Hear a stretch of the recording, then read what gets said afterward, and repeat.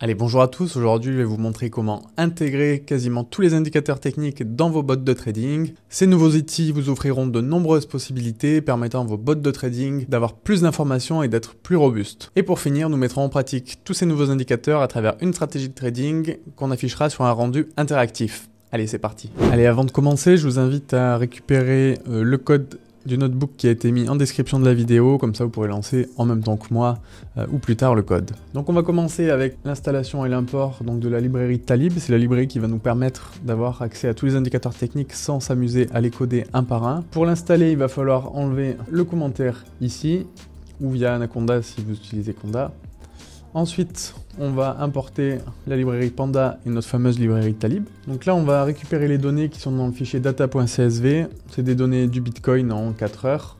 Et si vous voulez les récupérer ou utiliser d'autres données, n'hésitez pas à aller voir la vidéo que j'ai fait pour récupérer les vidéos de Binance. Donc là, on vient lire dans le fichier CSV, on va créer un data frame. Et ensuite, je vais simplement mettre en index le temps de clôture qui, dans le fichier CSV, est simplement une colonne comme une autre. Ensuite, on va créer des indicateurs. Moi, par exemple, j'ai pris une SMA 50, le RSI et les bandes de Bollinger. Des indicateurs, il y en a beaucoup, donc pour l'instant, on se concentre sur cela pour la vidéo. Donc là, je vais créer dans le data frame une nouvelle colonne SMA 50 qui sera directement, en fait, la SMA qui va être calculée avec la librairie Talib sur la colonne de clôture, le prix de clôture, et sur une 50 périodes. RSI identique, nouvelle colonne RSI 14, et on crée à travers la librairie Talib l'indicateur RSI avec la colonne close sur une période de 14. Donc vous voyez, c'est assez simple et concis comme code, c'est ça qui est intéressant avec cette librairie. Idem pour les bandes de Bollinger, sauf que là, ça va nous renvoyer 3 colonnes pour cet indicateur. Donc on a bien nos 3 colonnes qui vont recevoir les données de ta.bbens. Et ensuite, on va supprimer toutes les données NaN qu'on aura, parce que sur une période, donc si on prend la MA50 par exemple, sur les 50 premières périodes, forcément il n'y aura pas de valeur, parce qu'on va attendre 50 échantillons pour créer une moyenne. Donc on lance le code. Ensuite, je vais afficher directement à travers Panda la colonne RSI 14 pour voir que ça ressemble à ce que je suis censé avoir, donc c'est-à-dire un RSI, quelque chose qui est borné entre 0 et 100. Donc là on voit que c'est cohérent. On va afficher le data frame entier. Donc là on va voir les nouvelles colonnes qu'on a créées avec la librairie Talib, donc soit la moyenne mobile 50, le RSI et les données liées aux bandes de Bollinger. Donc des indicateurs techniques, il y en a énormément sur cette librairie. On peut pas tous les voir aujourd'hui, mais sur ce lien, vous avez la documentation qui est très bien faite. Et en plus, ils vous ont sectionné chaque indicateur par type, du momentum, plutôt du volume, tout ce qui est autour de la volatilité. Voilà, vous avez de quoi faire. Et si vous cliquez dans la catégorie, je sais pas, momentum par exemple, ici vous avez la syntaxe à utiliser. Donc sincèrement, c'est très simple et c'est super de débuter avec ça. Donc maintenant qu'on a nos indicateurs, on va développer une stratégie très simple de retour à la moyenne en utilisant les bandes de Bollinger. Donc on va créer une colonne signal qu'on initialise à 0 par défaut. On va créer un signal d'achat pour chaque ligne lorsque le prix de clôture sera inférieur à la bande inférieure des bandes de Bollinger. Donc jouer un retour à la moyenne. Et ensuite, pareil à l'inverse, générer un signal de vente lorsque le prix de clôture sera au-dessus de la bande supérieure. Donc c'est une stratégie très simple, mais qui permet d'utiliser ces indicateurs techniques et de mettre en évidence et de faire un exemple.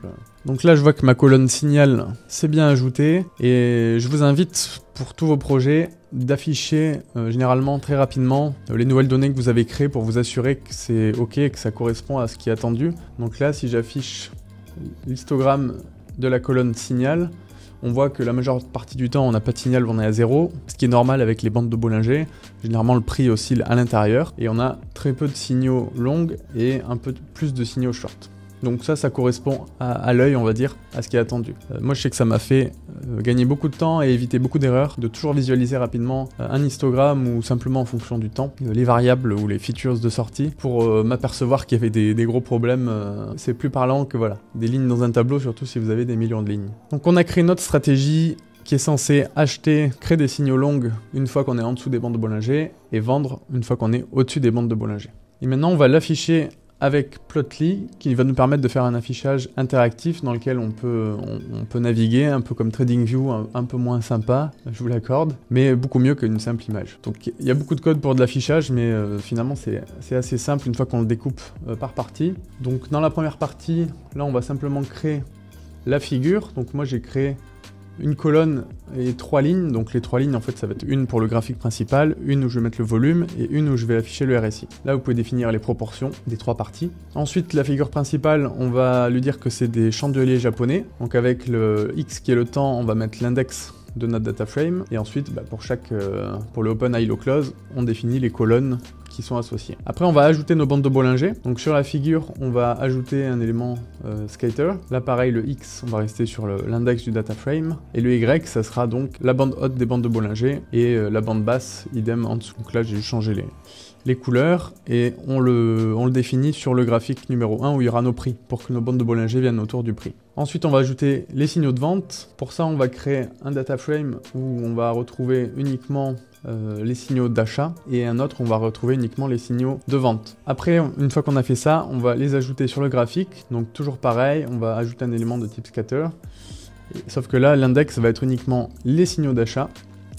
On va plus être en mode line, mais en mode marqueur pour créer une petite flèche. Et donc au niveau du marqueur, voilà, on va avoir un triangle haussier avec une couleur vert clair. Et toujours pareil, on va le garder sur la colonne et la ligne 1 qui est le graphique principal avec nos prix et nos bandes de Bollinger. Là, c'est la même chose pour le signal de vente. Ensuite, on va ajouter le volume. Donc là, on va être sur des barres pour avoir un peu comme un histogramme. L'index, on garde toujours celui du data frame. Là, la donnée, ça va être la colonne du volume. Et surtout, on va le mettre sur la ligne numéro 2. Donc on ne veut pas que le volume il vienne sur l'affichage du prix. On va le mettre juste en dessous dans notre affichage. Et puis on va ajouter le RSI sur la dernière ligne de notre graphique, qui est donc toujours pareil, sauf que là on prend la colonne RSI 14 et la ligne numéro 3. Et à la fin, je vous passe les détails, mais c'est uniquement de l'affichage et d'avoir un template plutôt dark et la taille du graphique que vous pouvez ajuster selon l'écran que vous avez. Donc n'hésitez pas à jouer un peu avec le code, changer des choses pour comprendre comment ça marche. C'est assez simple, c'est un peu barbant. ChatGPT peut aussi vous faire tout ce qui est affichage. Moi j'utilise régulièrement pour l'affichage parce que c'est pas une partie très critique et où sincèrement ça vous fait gagner du temps. Donc on va afficher notre graphique. Donc voilà, on retrouve la ligne 1 qui est le graphique principal avec le prix, les bandes de Bollinger et nos signaux d'achat et de vente. La ligne numéro 2 avec notre volume. Et en 3, le RSI. Donc là, ce qui est intéressant, c'est que vous pouvez afficher ou non certaines données. Vous pouvez aussi zoomer à l'intérieur pour aller voir de plus près ce qui se passe. Selon les unités de temps, c'est pratique. Donc là, on voit bien notre stratégie qui achète lorsqu'on a une clôture en dessous des bandes de Bollinger. Et à l'inverse, qui envoie des signaux de short une fois qu'on est au-dessus. Bon là, on voit pas très bien le rouge, il faudrait qu'il soit avec un petit offset au-dessus des candlesticks. Donc voilà, c'est un outil que je vous invite à utiliser. Sincèrement, il fonctionne bien, c'est pratique. Et ça vous permettra de développer vos stratégies, de regarder, d'avoir un contrôle visuel sur ce que vous faites, voir si ça a de la cohérence ou pas, parce que les chiffres c'est une chose, mais un contrôle visuel en tant qu'humain, ça permet de vérifier énormément de choses très rapidement. Je vous invite à utiliser plusieurs indicateurs techniques, essayer dans toute la documentation d'utiliser des indicateurs de type différents, que ce soit de la volatilité, du momentum, des tendances, parce qu'après on verra que ça va être intéressant de mixer ces différents types d'indicateurs pour créer des filtres sur différents régimes de marché. Voilà, nous arrivons à la fin de cette vidéo. J'espère que ça vous aura plu. N'hésitez pas à me laisser dans les commentaires si vous souhaitez que j'aborde certains sujets en particulier. Je vous invite à aller voir la vidéo sur comment acquérir les données de Binance pour ensuite les intégrer au notebook qu'on vient de voir aujourd'hui avec tous vos indicateurs techniques favoris. En attendant, je vous souhaite un bon trading à tous. À bientôt.